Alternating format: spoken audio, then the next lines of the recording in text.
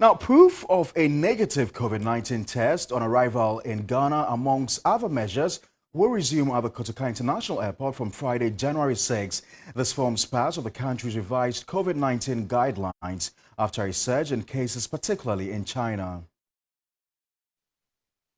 The new guidelines subject to review include non-Ghanaians traveling to Ghana with fake vaccination certificates to be quarantined and returned to the point of embarkation at their own cost.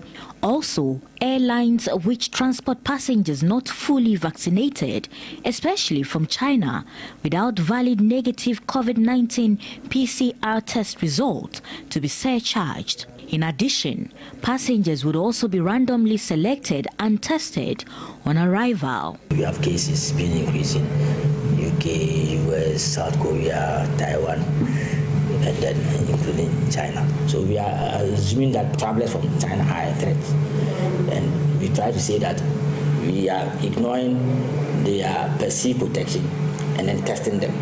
If you look at our current protocol, if you are vaccinated, it's assumed that you are kind of free, but here we are assuming that you are still a risk, so we'll test you. So for this early stage, the cost will be borne by the government. We want to curtail these threats.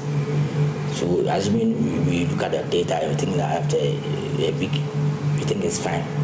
We'll just revert back to our normal guidelines. Some countries have already imposed restrictions on travelers from China following the surge in that country's COVID-19 infections after it rolled back its stringent zero-COVID policy. The policy allows persons to freely travel out of the country, but not otherwise.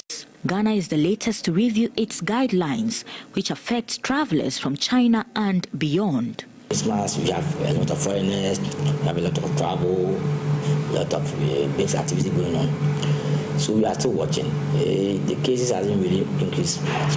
But what we are doing as a state is we are still pushing our vaccination campaign. Next week, we're going to have another campaign. You know, we had planned for the Xmas. We had about 1.5 million people vaccinated. We're still going to do another one, hopefully next week or next or two.